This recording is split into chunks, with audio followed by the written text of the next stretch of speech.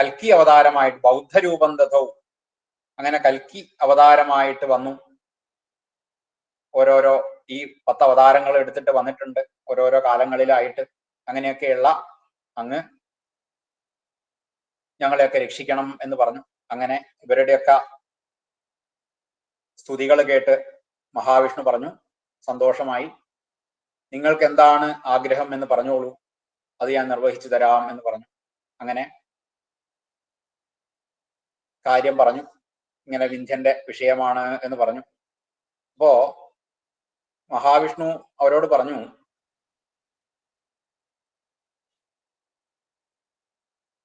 തേനഭാനുവിരോധേന സർവയേവ മഹാവിഭോ അലബ്ധ ഭോഗഭാഗാഹി Kim കുർമ്മ കുത്രയാമഹി എന്നുള്ള ആ ചോദ്യം കേട്ടപ്പോൾ ഭഗവാൻ പറഞ്ഞു, യാ കത്രീ സർവജഗതാമാദ്യാചകുലവർദ്ധിനി ദേവീ ഭഗവതീ തസ്യാ പൂജക പരമദ്യുതി അഗസ്ത്യോ മുനിവര്യോസൗ വാരാണസ്യാം സമാസതേ. അപ്പൊ ഇവിടെ ഞാനല്ല ഇത് ചെയ്യേണ്ട ആള്, അതിന് പറ്റിയ ഒരാളുണ്ട്. അതായത് യാതൊരു ദേവിയാണോ എല്ലാ ജഗത്തിനും ആധാരമായിട്ടുള്ളത്, ആ ദേവിയെ ഭജിക്കുന്ന ഒരാള് ഇവിടെ അടുത്ത് തന്നെ ഉണ്ട്. അഗസ്ത്യൻ എന്ന് പറഞ്ഞ മുനി വാരാണസിയിൽ, കാശിയിലുണ്ട്. ആ മുനിയെ സമീപിക്കുക. ആ മുനി തേജോ വഞ്ചകാവോ അഗസ്ത്യ. ആ മുനി എന്ത് ചെയ്യും? ഈ വിന്ധ്യപർവ്വതത്തിന്റെ തേജസ്സിനെ വഞ്ചിക്കും, അതായത് നശിപ്പിക്കും. നശിപ്പിക്കല്ല, കുറയ്ക്കും എന്ന് പറയാണ്. അങ്ങനെ തം പ്രസാദ്യ ദ്വിജവരമഗസ്ത്യം പരമോജസം. അങ്ങനെ ആ അഗസ്ത്യനെ പ്രസാദിപ്പിക്കാൻ വേണ്ടി പറഞ്ഞു. അഗസ്ത്യന്റെ അടുത്തേക്ക് എല്ലാവരും കൂടി പോവുകയാണ്. ദേവന്മാര് അവിടേക്ക് വിഷ്ണു ഇങ്ങനെ പറഞ്ഞു. അപ്പോ ദേവന്മാരെല്ലാവരും കൂടെയിട്ട് കാശിയിലേക്ക് പോയി. കാശിയിൽ പോയിട്ട് അവിടെ മണികർണിക എന്ന അവിടെ കുളിച്ചു, തർപ്പണങ്ങളൊക്കെ ചെയ്ത്, പിതൃക്കൾക്കും ദേവന്മാർക്കും ഒക്കെ തർപ്പണമൊക്കെ ചെയ്തിട്ട് ദാനങ്ങളൊക്കെ ചെയ്ത് അഗസ്ത്യന്റെ ആശ്രമത്തിലേക്ക് പോയി. അഗസ്ത്യന്റെ ആശ്രമം എന്ന് പറഞ്ഞാൽ വളരെ പരിപാവനമായിട്ടുള്ള ഒരു ആശ്രമമാണ്. അവിടെ ഈ പറഞ്ഞതുപോലെ എല്ലാ തരത്തിലുള്ള ജീവജാലങ്ങളും ഉണ്ട്. പക്ഷേ ഹിംസ്ര ജന്തുക്കളൊക്കെ ഉണ്ടെങ്കിലും അതൊക്കെ ശാന്തരാണ്, ഉപദ്രവിക്കില്ല. സിംഹവും മാനും കടുവയും ഒക്കെ ഉണ്ടെങ്കിലും അതൊന്നും മാനിനെ കൊല്ലില്ല. അങ്ങനെയൊക്കെ വളരെ ശാന്തമായിട്ട് നിൽക്കുന്ന അവസ്ഥ. അങ്ങനെയൊക്കെയുള്ള ആശ്രമമാണ് അഗസ്ത്യ മുനിയുടേത്. അവിടെ ചെന്ന് അഗസ്ത്യനെ സ്തുതിച്ചുകൊണ്ട് പറയാണ്, ജയാ ദ്വിജഗണാധീശ, അല്ലയോ എല്ലാ മുനിമാർക്കും ഈശനായിട്ടുള്ള അവിടുന്ന്, വാതാപി ബലനാശായ, വാതാപി എന്ന അസുരനെ നശിപ്പിച്ച ആളാണ്. വാതാപി എന്ന പേരായിട്ടുള്ള ഒരു അസുരൻ ഉണ്ടായിരുന്നു. ആ അസുരനെ നശിപ്പിച്ചത് അഗസ്ത്യനാണ്. അപ്പോ അതൊന്നും അങ്ങനെ എല്ലാവർക്കും സാധിക്കാത്ത കാര്യമാണ്. അങ്ങനെയുള്ള കാര്യങ്ങളൊക്കെയാണ് അഗസ്ത്യന് ചെയ്യേണ്ടി വരുന്നത്. അപ്പൊ അങ്ങനെ ഉള്ള ആ പേരെടുത്ത് പറഞ്ഞു, വാതാപി ബലനാശായ എന്നൊക്കെ പറഞ്ഞ് അഗസ്ത്യൻ രക്ഷിക്കണം എന്ന് പറയാണ്. അപ്പൊ ലോപാമുദ്ര എന്നാണ് പത്നിയുടെ പേര്. ലോപാമുദ്രാപതേ അതും വിളിച്ചു. അപ്പൊ പത്നിയോട് കൂടിയിട്ടുള്ള അവിടുന്ന് ഞങ്ങളെ രക്ഷിക്കണം എന്നാണ്. അങ്ങനെയൊക്കെ പറഞ്ഞ് പിന്നെ എന്താണ് കാര്യം എന്ന് പറയാണ്. അപ്പൊ ഇതൊക്കെ കേട്ടപ്പോ പിന്നെ മുനി പറഞ്ഞു, നിങ്ങളൊക്കെ വലിയ വലിയ കേമന്മാരാണ്, വളരെ കഴിവുള്ള ആൾക്കാരാണ്, എന്നിട്ട് എന്തുകൊണ്ട് എൻ്റെ അടുത്തേക്ക് വന്നു?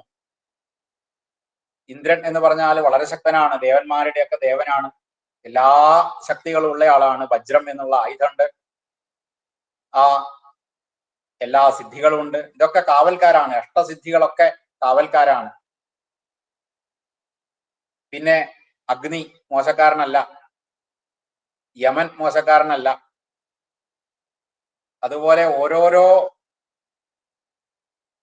വരുണൻ, നിരുതി, ഈശാനൻ, ഇവരൊന്നും മോശക്കാരല്ല. ഇവരൊക്കെ വളരെ ശക്തരും ഓരോ നിഗ്രഹിക്കാനും അനുഗ്രഹിക്കാനും ഒക്കെ കഴിവുള്ള ആൾക്കാരാണ്. എന്നിട്ടൊക്കെ എന്താണ് എൻ്റെ അടുത്തേക്ക് വരാൻ കാരണം എന്ന് ചോദിച്ചു. അങ്ങനെ പറഞ്ഞ സമയത്ത് ഇവര് കാര്യം പറഞ്ഞു. വിന്ധ്യൻ എന്ന് പേരുള്ള ആ വിഷയം പറഞ്ഞു. വിന്ധ്യൻ എന്ന് പേരുള്ള പർവ്വതം ഇങ്ങനെ വഴി മുടക്കിയിട്ടുണ്ട്, അതുകൊണ്ട് ഞങ്ങളെ രക്ഷിക്കണം, ആ വിന്ധ്യന്റെ ഈ ഗർവം അടക്കിത്തരണം എന്ന് പറയാണ്. അങ്ങനെ ഇത് കേട്ടപ്പോൾ തന്നെ വിഷയം മനസ്സിലായി. മുനി പറഞ്ഞു, ശരി, ഞാനത് ചെയ്തോളാം എന്ന് പറഞ്ഞു. ദേവന്മാരൊക്കെ സ്വന്തം സ്ഥലങ്ങളിലേക്ക് മടങ്ങിപ്പോയി. അപ്പൊ മുനി എന്ത് ചെയ്തു? മുനി ലോപാമുദ്രയോട് പറഞ്ഞു, ഇങ്ങനെ ഒരു വിഷയം മനസ്സിലായല്ലോ, ഇനി നമുക്ക് അതിനു വേണ്ടിയിട്ട് പോകണം. സാധാരണ നിലയ്ക്ക് പറയാറുണ്ട്, കാശി മോക്ഷത്തെ ആഗ്രഹിക്കുന്ന ഒരാള് ഒരിക്കലും ഈ കാശി വിട്ടു പോകാൻ പാടില്ല എന്ന് പറയും. പഴയ മുനിമാരൊക്കെ പറയാറുണ്ട്, എല്ലാ മുനിമാരും തത്വദരിശികളായ മുനിമാര് പറയാറുണ്ട്. എന്തുകൊണ്ടാണ് എനിക്ക് അങ്ങനെ പോകേണ്ടി വന്നത് എന്നിങ്ങനെ ചിന്തിക്കുകയാണ്. കാരണം ഇവിടെ കാശിയില് അഗസ്ത്യൻ വന്ന് തപസ് ചെയ്യാനുള്ള കാരണം മോക്ഷം കിട്ടുക എന്നുള്ള ഉദ്ദേശത്തിലാണ്. പക്ഷെ അവിടെ കാരണം പെട്ടെന്ന് തന്നെ മനസ്സിലായി. എന്താണ്?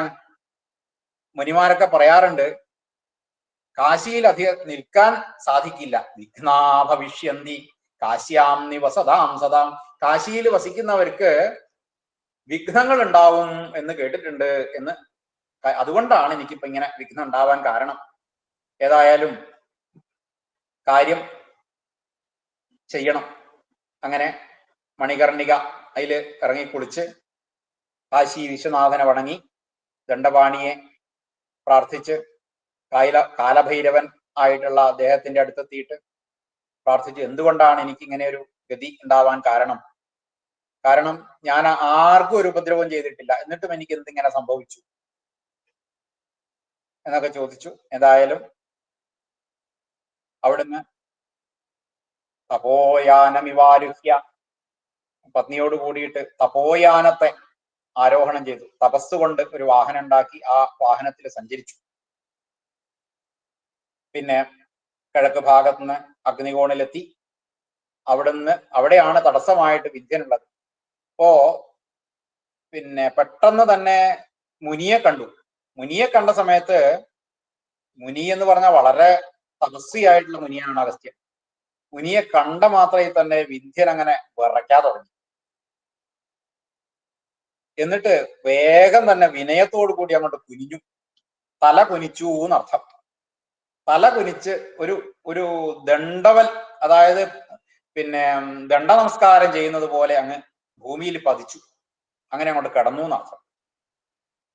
അപ്പോ തല താഴ്ത്തിയിട്ട് അങ്ങനെ നിൽക്കുന്ന ആ വിന്ധ്യനെ കണ്ട സമയത്ത് പറഞ്ഞു, എനിക്ക് വളരെ സന്തോഷമായി. കാരണം എനിക്ക് അപ്പുറത്തേക്കാണ് പോകേണ്ടത്.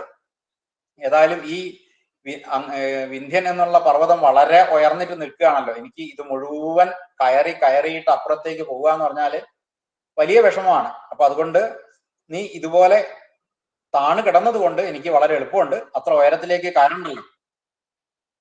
അപ്പൊ എനിക്ക് ഇനിയും ഇതേപോലെ സഞ്ചരിക്കേണ്ടി വരും. അതുകൊണ്ട് ഞാൻ പോയിട്ട് വരുന്നത് വരെ ഇവിടെ തന്നെ കിടക്കണം എന്ന് പറഞ്ഞു. അങ്ങനെ അഗസ്ത്യൻ അവിടുന്ന് പോയി. എന്നിട്ട് പോകുന്ന വഴിക്ക് മഹാമേരു പർവ്വതത്തിന് അവിടെയും പോയിട്ട് അവിടുന്ന് മലയപർവ്വതത്തിൽ പോയിട്ട് അവിടെ ആശ്രമം ഉണ്ടാക്കി അവിടെ താമസിക്കുകയാണ് ഉണ്ടായത്.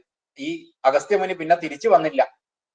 അതുകൊണ്ട് തന്നെ ഈ വിന്ധ്യപർവ്വതത്തിന് എഴുന്നേൽക്കാനും വയ്യ. കാരണം മുനി വരുന്നത് വരെ ഇവിടെ കിടക്കണം എന്ന് ആജ്ഞ കൊടുത്തിട്ടാണ് പോയത്. അതുകൊണ്ട് ഇനി ഈ വിന്ധ്യപർവ്വതത്തിന് എഴുന്നേൽക്കണം എന്നുണ്ടെങ്കിൽ അഗസ്ത്യമുനി വരണം.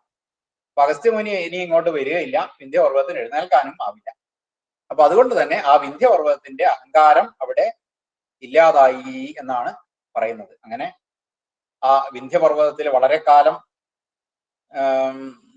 ഇതേപോലെ ഇതിനുശേഷം വിന്ധ്യപർവ്വതത്തിൽ ദേവി വസിച്ചു എന്നുള്ളത് കൊണ്ടാണ് ആ ദേവിക്ക് അങ്ങനെ ഒരു വിന്ധ്യവാസിനി എന്നൊരു പേര് കിട്ടിയിട്ടുണ്ട്. അതിന്റെ കാരണം അതാണ് എന്ന് പറയുന്നു. പിന്നെ ഓരോരോ മനുക്കൾ ഉണ്ടല്ലോ, മനുക്കളെ കുറിച്ച് ഇങ്ങനെ പറയുകയാണ്. അപ്പൊ ആദ്യം തന്നെ സ്വയംഭുവ മനുവാണ് ഒന്നാമത്തെ മനുവായിട്ടുണ്ടായിരുന്നത്. അത് കഴിഞ്ഞിട്ട് പിന്നെ ഉള്ള ഓരോരോ മനുക്കളെ കുറിച്ച് ഇങ്ങനെ അറിയണം എന്ന് പറഞ്ഞ സമയത്ത് അതിന്റെ മറുപടി ആയിട്ട് നാരായണൻ പറയാണ്, ഈ സ്വയംഭുവ മനുവിന്റെ പുത്രനായിട്ട് പ്രിയവ്രതൻ ഉത്താനപാദൻ എന്നുള്ള അവരുണ്ടായിരുന്നു. അവര് വളരെ ശ്രേഷ്ഠന്മാരാണ്, വളരെ ബലശാലികളാണ്. അതിലുള്ള പ്രിയവ്രതന്റെ പുത്രൻ ആയിട്ടുള്ള സ്വാരോജിഷനാണ് രണ്ടാമത്തെ മനു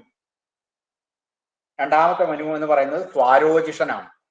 ഈ സ്വാരോജിഷൻ എന്ന് പറഞ്ഞ ആള് എന്ത് ചെയ്തു? മനു കാളിന്തിയുടെ തീരത്ത് താമസിച്ച് അവിടെ ദേവിയെ പ്രാർത്ഥിക്കാൻ തുടങ്ങി.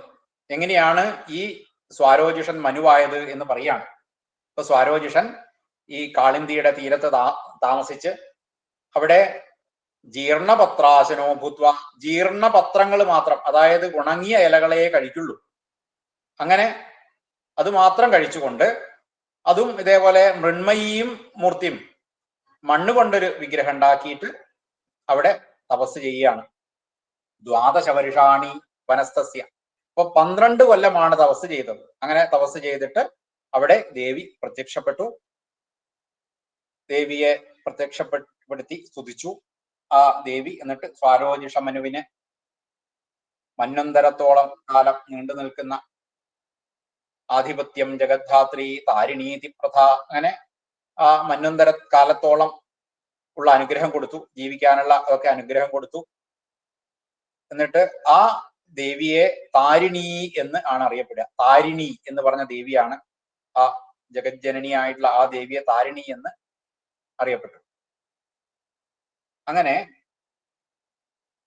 ഈ താരിണി എന്ന് ആ സ്വാരോജിഷന് ദർശനം കൊടുത്ത ആ ഭാവമാണ് താരിണി എന്നുള്ള ഭാവം. ഈ സ്വാരോജിഷൻ സ്വന്തം രാജ്യത്ത് ചെന്ന് നേരത്തെ പറഞ്ഞതുപോലെ തന്നെ ശത്രുക്കൾ ഇല്ലാത്ത ഒരു രാജ്യത്തെ ഉണ്ടാക്കി അവിടെ ധർമ്മം നല്ലവണ്ണം നിലനിർത്തി കുറേ കാലം പിന്നെ അവിടെ രാജ്യം ഭരിച്ചു.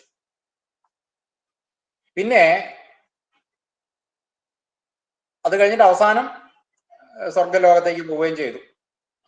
പിന്നെയുള്ള മനു എന്ന് പറയുന്നത് ഉത്തമൻ എന്ന് പറഞ്ഞ മനുവാണ്. ഉത്തമൻ തൃതീയ ഉത്തമോ നാമ പ്രിയവ്രത സുതോമനു. അതായത് പ്രിയവ്രതന്റെ പുത്രനായിട്ടുള്ള രണ്ടാമത്തെ മനു പ്രിയവ്രതന്റെ പുത്രനാണെന്ന് പറഞ്ഞു. ഈ മൂന്നാമത്തെ മനുവും പ്രിയവ്രതന്റെ പുത്രൻ തന്നെയാണ്. ഉത്തമൻ എന്നാണ് പേര്.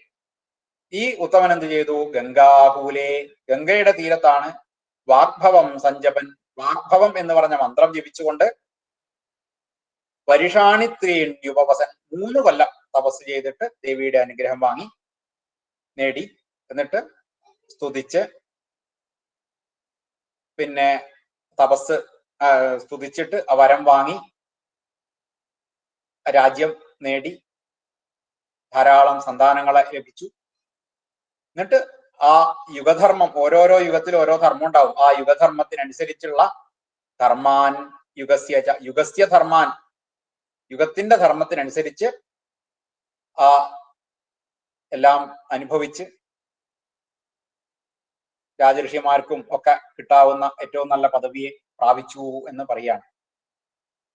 ചതുർത്ഥ താമസോ നാമ, 4മത്തത് താമസൻ എന്ന പേരായിട്ടുള്ള മനുവാണ്. താമസൻ എന്നാണ് പേര്. ഈ താമസൻ ആരാണ്? പ്രിയവ്രതസുത. അതും പ്രിയവ്രതന്റെ പുത്രനായിട്ടുള്ളത് തന്നെയാണ്. പ്രിയവ്രതന്റെ പുത്രനായിട്ടുള്ള താമസൻ. ഈ താമസൻ എന്ത് ചെയ്തു? നർമ്മദയുടെ തീരത്ത്, നർമ്മദാ ദക്ഷിണേ കൂലേ, നർമ്മദയുടെ ദക്ഷിണ തീരത്ത്, തെക്കേ തീരത്ത് എത്തിയിട്ട് ജഗന്മയീം സമാരാധ്യ, ജഗന്മയിയായിട്ടുള്ള ദേവിയെ പ്രാർത്ഥിച്ചു. മഹേശ്വരിയും കാമരാജ കുടജാപപരായണ, ജാപപരായണ, അതായത് കാമരാജ മന്ത്രം ജപിച്ചിട്ടാണ് വാസന്തേ ശാരദേ കാലേ, വസന്തം ശരത്ത് എന്ന് തുടങ്ങിയിട്ടുള്ള ഋതുക്കളില് നവരാത്രമായിട്ട് 9 രാത്രമായിട്ട് നവരാത്രമായിട്ട് ദേവിയെ പൂജിച്ചു.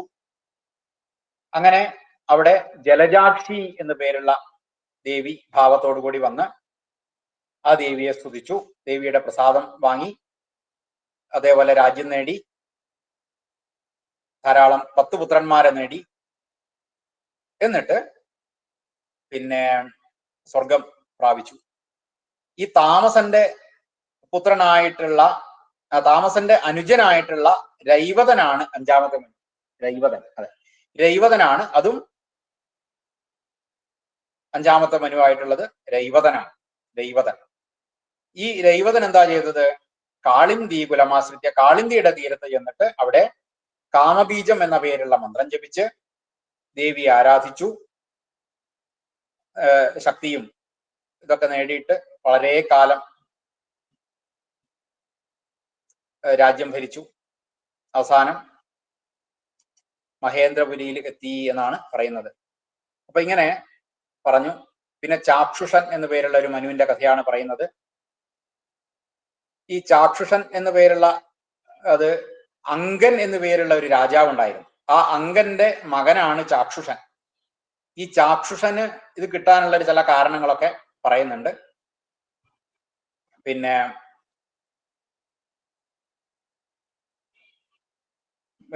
പുലഹൻ എന്നു പേരുള്ള ഒരു മുനിയുണ്ട്. ആ മുനിയോട് ചോദിച്ചു എങ്ങനെയാണ് ഞാൻ ഉപാസിക്കേണ്ടത് എന്നൊക്കെ പറഞ്ഞു. അപ്പോ പറഞ്ഞു കൊടുത്തു ഇന്നേ തരത്തിലാണ് ഒക്കെ ചെയ്താലും ഏതിന്യാശ്ചാധിപത്യമേ സ്യാത് യഥാവ അവധഖണ്ഡിതം അവ്യാഹതം ഭുജബലം ശസ്ത്രാസ്ത്ര നിപുണക്ഷമം, ഇതൊക്കെ ഉണ്ടാവാൻ വേണ്ടിയിട്ട് എന്ത് ചെയ്യണം എന്നൊക്കെ ചോദിച്ചു. അങ്ങനെ പറഞ്ഞു. പിന്നെ ശിവാമാരാധയ, ശിവയെ ആരാധിക്കൂ എന്ന് പറഞ്ഞു. അപ്പോ എങ്ങനെയാണ് ആരാധിക്കേണ്ടത് എന്ന് ചോദിക്കുകയാണ്. അപ്പോ അതിനുള്ള മറുപടിയായിട്ട് മുനി പറഞ്ഞു കൊടുത്തു.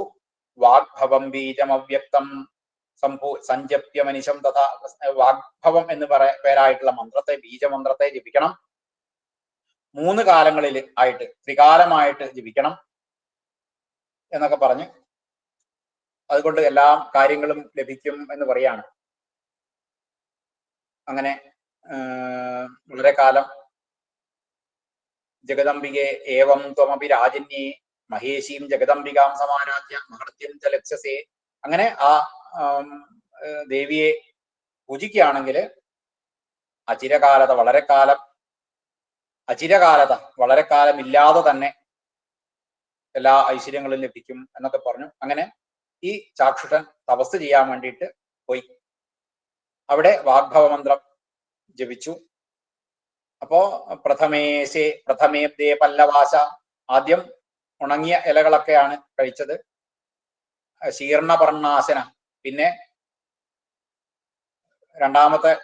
ആദ്യത്തെ കൊല്ലം ഈ പറഞ്ഞ പോലെ ഇലകളൊക്കെ കഴിച്ചുകൊണ്ട്, പിന്നെ വെള്ളം മാത്രം കുടിച്ചുകൊണ്ട്, 3-ാമത്തെ കൊല്ലം വായു മാത്രം ഭക്ഷിച്ചുകൊണ്ട്, പിന്നെ അങ്ങനെ ഒരു നിർജീവമായിട്ട് ഒരു തൂണ് എങ്ങനെയാണോ അതേപോലെ സ്ഥാണുരിവാചല, ഒരു തൂണ് എങ്ങനെയാണോ അതേപോലെ തപസ് ചെയ്തു. ഇങ്ങനെ 12 കൊല്ലം തപസ് ചെയ്തു. ആ രാജാവിന്റെ ഈ തപസ് കൊണ്ട്, വളരെ ശക്തമായിട്ടുള്ള തപസ്സായതുകൊണ്ട് തന്നെ മനസ്സ് വളരെ ശുദ്ധമായി. ഈ മന്ത്രത്തിന്റെ ശക്തി കൊണ്ട് തന്നെ അവിടെ പരമേശ്വരി പ്രത്യക്ഷയായി. എന്നിട്ട് പറഞ്ഞു, എന്താണ് അങ്ങയുടെ ആഗ്രഹം എന്ന് ചോദിച്ചു. അങ്ങനെ പറഞ്ഞു. പിന്നെ എല്ലാവർക്കും ഒന്നും അവിടുത്തെ ഭാഗ്യം ലഭിക്കില്ല, ഉണ്ടാവാനുള്ള ഭാഗ്യം ലഭിക്കില്ല. അത് വളരെ നല്ല നല്ല ആൾക്കാർക്ക് മാത്രം ലഭിക്കുന്നതാണ്. അതാണ് എനിക്കിപ്പം അവിടുത്തെ കാണാൻ സാധിച്ചത് എന്നൊക്കെ പറഞ്ഞു. പിന്നെ ദേവി പറയാണ്, മന്വന്തര കാലത്തോളം അങ്ങേക്ക് രാജ്യം ഉണ്ടാവും, ധാരാളം ഗുണവാന്മാരായിട്ടുള്ള പുത്രന്മാരുണ്ടാവും, അങ്ങയുടെ രാജ്യം ശത്രുക്കൾ ഉണ്ടാവില്ല എന്നൊക്കെ പറഞ്ഞ് ആ ചാക്ഷുഷ മനുവിനെയും അനുഗ്രഹിച്ചു. പിന്നെ അതേപോലെ ചാക്ഷുഷ മനു കഴിഞ്ഞിട്ട് ഉത്തമൻ, താമസൻ, രൈവതൻ കഴിഞ്ഞ് ചാക്ഷുഷൻ എന്നുള്ള പേരുള്ള മനു ഉണ്ടായി. അദ്ദേഹത്തിന് ഈ ദേവി അനുഗ്രഹം ലഭിച്ച് നല്ല രാജ്യവും പുത്രന്മാരും ഒക്കെ കിട്ടി.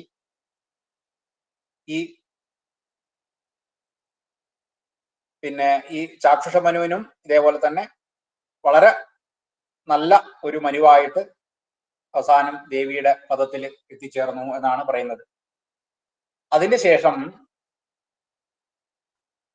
ശ്രാദ്ധദേവൻ എന്നു പേരുള്ള 7-ാമത്തെ മനുവിനെ കുറിച്ച് പറയുകയാണ്. അഷ്ടമോ മനുരാഖ്യാത. ശ്രാദ്ധദേവൻ 7-ാമത്തെ മനു. ആ ചാക്ഷുഷ മനു കഴിഞ്ഞതിന് ശേഷം പിന്നെ ഈ പിന്നത്തെ മനു എന്ന് പറയുന്നത് 7-ാമത്തെ മനു ശ്രാദ്ധദേവനാണ്.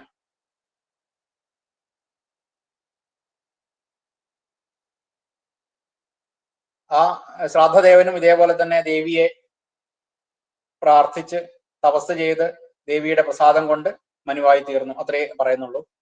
അഷ്ടമോ മനുരാഖ്യ. പിന്നെ എട്ടാമത്തെ മനുവായിട്ട് സാവർണി എന്ന് പേരുള്ള മനുവാണ്. സാവർണി പ്രതിദക്ഷിതവും. ആ ദേവിയെ ആരാധിച്ചു. ആ സാവർണി എന്ന് പേരുള്ള മനു, എട്ടാമത്തെ മനു ദേവിയെ ആരാധിച്ച് വരം നേടി. എന്നിട്ട് ഇതേപോലെയുള്ള ഗുണങ്ങളൊക്കെ നേടി എന്നാണ്. പിന്നെ ആ ദേവിയെ എങ്ങനെയാണ് ലോക സൃഷ്ടികർത്തിയായ ദേവിയെ ആരാധിച്ചത് എന്ന് പറയാൻ വേണ്ടി പറയാണ്. അങ്ങനെ സ്വാരോജിഷം എന്റെ മന്വന്തരത്തില് ആ കാലത്ത് ചൈത്രം എന്നു പേരുള്ള ഒരു വംശം ഉണ്ടായിരുന്നു. അവിടെ സുരഥൻ എന്നു പേരായിട്ടുള്ള ഒരു രാജാവ്. ആ രാജാവ് വളരെ ഗുണഗ്രാഹിയാണ്, നല്ല ശ്രേഷ്ഠനാണ്, കഴിവുള്ള ആളാണ്, ശക്തനാണ്, പിന്നെ ശത്രുക്കളെയൊക്കെ ഇല്ലാണ്ടാക്കുന്നയാളാണ്. അങ്ങനെ കുറെ വിശേഷണങ്ങളുണ്ട്. അപ്പൊ അങ്ങനെയുള്ള ആ രാജ്യത്ത് ശത്രുക്കളെ വന്ന് ആക്രമിക്കാൻ തുടങ്ങുകയാണ്. ശത്രവ സൈന്യസഹിത പരിവാര്യേനം ഊർജിത. അങ്ങനെ ശത്രുക്കൾ വളഞ്ഞു. അപ്പൊ രാജാവ് സുരഥൻ എന്നു പേരുള്ള ഈ രാജാവ് സൈന്യങ്ങളോടുകൂടി വന്ന് നേരിടാൻ വേണ്ടി വന്നു.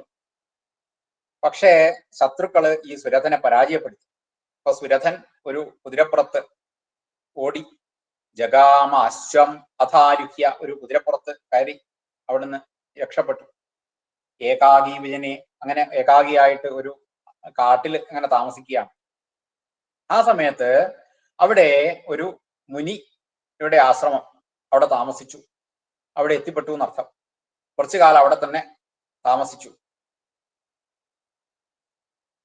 മുനിപര്യസ്യ ദീർഘദൃഷ്ടിയ സുമേധസ് എന്ന പേരുള്ള ഒരു മുനിയാണ്. ആ മുനിയുടെ അടുത്താണ് എത്തിപ്പെട്ടത്.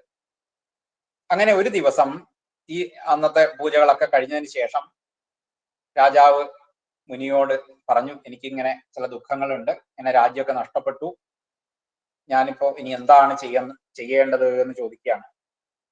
അപ്പൊ മുനി പറഞ്ഞു, ദേവിയുടെ മാഹാത്മ്യത്തെ കുറിച്ച് ബോധിപ്പിച്ചു. ആ ദേവി പ്രസാദിക്കുകയാണെങ്കിൽ എല്ലാം സാധിക്കും. അതുകൊണ്ട് ബ്രഹ്മാവ്, വിഷ്ണു, ശിവൻ ഇവരുടെയൊക്കെ മാതാവാണ്. ആ മഹാമായ എല്ലാവരുടെയും മനസ്സിന്റെ ഉള്ളിലുണ്ട്.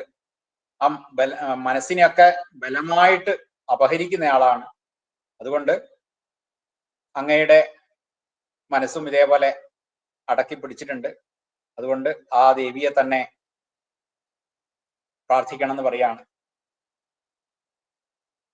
എപ്പോഴാണോ ആ ദേവിക്ക് അവിടുത്തെ നിങ്ങളെ ഉണർത്താൻ സാധിക്കുന്നത്, അപ്പോൾ ദേവി നിങ്ങളെ ഉണർത്തും, നിങ്ങൾക്കത് സാധിക്കും എന്ന് പറയാണ്. അങ്ങനെ പ്രാർത്ഥിച്ചു. പിന്നെ ഇനി ആ ദേവി ആരാണ്, ആ പ്രാർത്ഥിച്ച ദേവി ആരാണ് എന്ന് ചോദിക്കുകയാണ്. അങ്ങനെയാണ് ആ കാളിയുടെ ചരിത്രത്തെ കുറിച്ച് പറയുന്നത്. മഹാകാളി എന്നു പേരുള്ള ദേവി ഉണ്ടായതിനെ പറ്റിയിട്ട് പറയുന്നത്. ഈ രാജാവ് പ്രാർത്ഥിച്ചപ്പോ വന്ന ആ ദേവിയാണ് കാളി. ആ ദേവി രാജൻ ദേവിയാ സ്വരൂപം ദേവർമ്മയാ നിശാമയ യഥാചോപതിതാ ദേവി ഏനവാ സാ ജഗന്മയി. അപ്പൊ ഈ ദേവി എങ്ങനെ ഉണ്ടായി എന്ന് പറയാണ്. അപ്പോ അതിന്റെ ഒരു കഥ നമ്മളൊക്കെ കേട്ട കഥയാണ്, എന്നാലും പറയാണ്. യഥാ നാരായണോ ദേവോ വിശ്വം സംഹൃത്യ യോഗരാട്ട്. നാരായണൻ മഹാവിഷ്ണു ഈ ലോകത്തെ മുഴുവൻ സംഹരിച്ച് അതിന് ശേഷം ആ പാലാഴിയിൽ അങ്ങനെ നിദ്ര കൊള്ളുകയാണ്.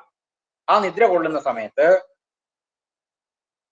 യഥാ പ്രസ്വാപവശഗോ ദേവദേവോ ജനാർദ്ദന തത് കർണമലസഞ്ജാതോ ദാനവോ മധുകൈടഭോ.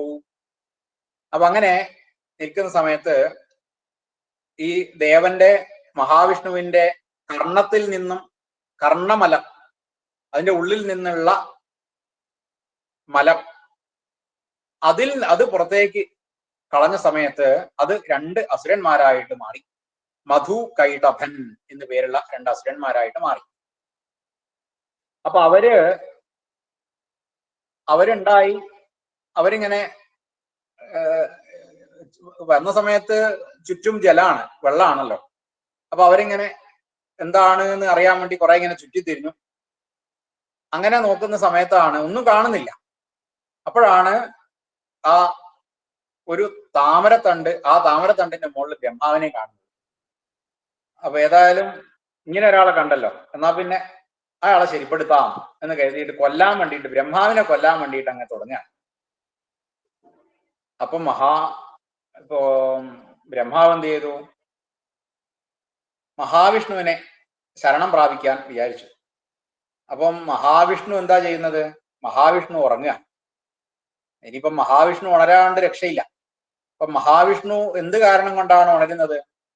അപ്പം ദേവിയുടെ ആ ശക്തി കൊണ്ട്, മായ കൊണ്ട് ആ മഹാവിഷ്ണു ഉറങ്ങുകയാണ്. അപ്പൊ എന്ത് ചെയ്യണം? ഈ ഭഗവാൻ മഹാവിഷ്ണു ഉണരണം എന്നുണ്ടെങ്കിൽ ദേവി കനിയണം. അപ്പൊ അങ്ങനെ അവര് ദേവിയെ ശരണം പ്രാപിച്ചു എന്നാണ്. അങ്ങനെ ആദ്യം തന്നെ നിദ്രാദേവിയെ അവർ ശരണം പ്രാപിച്ചു. നിദ്രാദേവിയുടെ ആ ദേവി തന്നെയാണ് കാളരാത്രി, മഹാരാത്രി, മോഹരാത്രി, മതോൽക്കട, വ്യാപിനി എന്നൊക്കെ പറഞ്ഞിട്ടുള്ള ദേവിയൊക്കെ ഈ അതേ ദേവി തന്നെയാണ്. ആ ദേവിയുടെ പല പല പേരുകളുമൊക്കെ ഇങ്ങനെ പറയുന്നുണ്ട്. മഹനീയ, മഹാരാജ്യ അതൊക്കെ പറയുന്നുണ്ട്. പിന്നെ ഈ ദേവി ഓരോരോ വിഷയങ്ങളില് ത്രിവർഗ നിലയ, അതായത് 3 സ്വരൂപത്തില് ധർമ്മം, അർത്ഥം, കാമം, അതാണ് 3 ത്രിവർഗ നിലയ എന്ന് പറയാൻ കാരണം അതാണ്. പിന്നെ തുര്യപദാത്മിക, തുര്യം എന്ന് പറഞ്ഞാൽ ഏറ്റവും അവസാനത്തെ 4ാമത്തെ പദം. പഞ്ചസംഖ്യാസ്വരൂപിണി, അതായത് പഞ്ചസംഖ്യാസ്വരൂപിണി എന്ന് പറയുമ്പോൾ 5 പഞ്ചഭൂതങ്ങൾക്ക് ഈശ്വരി ആയിട്ടുള്ള, അതാണ് പഞ്ചസംഖ്യാസ്വരൂപിണി. ഷഷ്ടസംഖ്യാസ്വരൂപ, ഷഷ്ഠേശ്വരി. സപ്തസംഖ്യാസ്വരൂപ, 7 സപ്തവാരങ്ങളുടെ ഈശ്വരി, ആഴ്ചകൾ അതിൻ്റെയൊക്കെ ഈശ്വരി. സപ്തവരപ്രദ, അഷ്ടമി, അഷ്ടവസുക്കൾക്ക് നാഥയാണ്. നവഗ്രഹാത്മിക, നവഗ്രഹമയീശ്വരി, നവഗ്രഹങ്ങൾക്കൊക്കെ ഈശ്വരിയായിട്ടുള്ള. അങ്ങനെ ഓരോരോ സംഖ്യകളെ കൊണ്ട് പറയാണ്.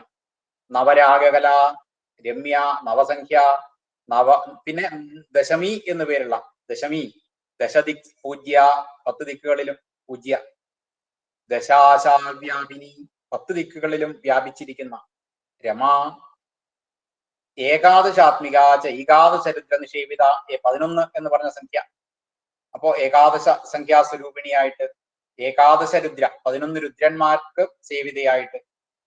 പിന്നെ ഏകാദശി എന്ന തിഥി പ്രിയയായിട്ട്, 11 ഗണങ്ങൾക്ക് അധിപയായിട്ട്. ദ്വാദശി, ദ്വാദശഭുജ, 12 ഭുജ, 12 കൈകളോട് കൂടിയ. ദ്വാദശാദിത്യ ജന്മഭൂ, 12 ആദിത്യന്മാർക്കും ജന്മഭൂമിയായിട്ട്. ത്രയോദശാത്മിക, അതുപോലെ 13 ത്രയോദശാത്മിക, 12 ഗണങ്ങൾക്കും പ്രിയ. 12 പേരുകളുണ്ട്. പിന്നെ വിശ്വേദേവാധിദേവത, വിശ്വേദേവകൾക്കും അധിദേവതയായിട്ട്. പിന്നെ ചതുർദശേന്ദ്രവരത, ചതുർദശ ഇന്ദ്രവരത, 14 ഇന്ദ്രന്മാർക്കും വരത, വരം കൊടുക്കുന്ന. പിന്നെ ചതുർദശ മനുപ്രസൂ, 10 മനുക്കൾക്ക്, അല്ല 14 മനുക്കൾ, ആ 14 മനുക്കൾക്കും അമ്മയാണ്. പഞ്ചാധിക ദശീവേദ്യ, ത്രിപുരസുന്ദരി വിദ്യ, അതാണ് പഞ്ചാധിക ദശി, പഞ്ചദശി. പഞ്ചാധിക ദശി തിഥി, പഞ്ചദശി എന്ന തിഥി. ഷോഡശസംഖ്യാസ്വരൂപ, ഷോഡശഭുജ, ഷോഡശേന്ദു കലാമയി, ഷോഡശാത്മക ചന്ദ്രാംശു വ്യാപ്ത ദിവ്യകളേപര. ഇങ്ങനെ പലതരത്തിലുള്ള രൂപങ്ങളോട് കൂടിയ ആ ദേവിയെ ഇങ്ങനെയൊക്കെ പ്രാർത്ഥിച്ചിട്ട്, ഈ പറഞ്ഞ എല്ലാ തരത്തിലും ഇവര് സ്തുതിച്ചുകൊണ്ട് പ്രാർത്ഥിച്ചു. എന്നിട്ട് പറയാണ്, അവിടുന്ന് ഇവരെ കൊല്ലാൻ വേണ്ടിയിട്ട് ദേവേശം പ്രതിബോധയാ, ആ ദേവേശനായിട്ടുള്ള മഹാവിഷ്ണുവിനെ ഉണർത്തൂ എന്ന് പറയാണ്. അങ്ങനെ ദേവി എന്തു ചെയ്തു? താമസി എന്നുള്ള നിദ്രാദേവി വേഗം തന്നെ ദേവന്മാരുടെ അടുത്തുനിന്നും ദാനവന്മാരുടെ അടുത്തേക്ക് പോയി. അപ്പൊ അവര് രാക്ഷസന്മാര്, അസുരന്മാര്, അവര് നിദ്രയിലായി. അപ്പൊ മഹാവിഷ്ണു ഉണർന്നു. എന്നിട്ട് ഈ രണ്ട് മധുവിനോടും കൈടഭനോടും യുദ്ധം ചെയ്യാൻ തുടങ്ങി. വളരെ കാലം യുദ്ധം ചെയ്തു. പഞ്ചവരുഷ സഹസ്രാണി ബാഹുപ്രഹരണോ, അത് തന്നെ പിന്നെ 5000 കൊല്ലം, പഞ്ച വരുഷ സഹസ്രാണി 5000 കൊല്ലക്കാലം ബാഹുപ്രഹരണം, ബാഹുയുദ്ധം, മുഷ്ടിയുദ്ധം. അപ്പോൾ അങ്ങനെയൊക്കെ കഴിയുമ്പോഴത്തേക്കും രണ്ടാളോടും ഉപേറിയായിട്ടൊക്കെ ചെയ്ത് അപ്പോഴത്തേക്കും അവര് മോഹിതരായിട്ട് മാറി. എന്നിട്ട് മഹാവിഷ്ണുവിനോട് പറഞ്ഞു, ഇനി എന്താണ് വേണ്ടത് എന്നുണ്ടെങ്കിൽ എന്നോട് ചോദിച്ചോളൂ എന്ന് പറയാണ്. മഹാവിഷ്ണുവിനോട് ദേവി പറയാണ് എന്താണ് വേണ്ടതെന്ന് വിചാരിച്ചാൽ. അപ്പം പറഞ്ഞു, മഹാവിഷ്ണു പറഞ്ഞു, എനിക്ക് ഇവരെ കൊല്ലുകയാണ് വേണ്ടത് എന്ന് പറഞ്ഞു. അപ്പൊ അങ്ങനെ കൊന്നോളാൻ ദേവിയുടെ ആജ്ഞ ഉണ്ടായി. അതിനനുസരിച്ച് കൃത്വാചക്രേണ വൈഛിന്നേ ജഘനേ ശിരസീതയോ, അങ്ങനെ ചക്രം കൊണ്ട് അവരെ വധിച്ചു എന്ന്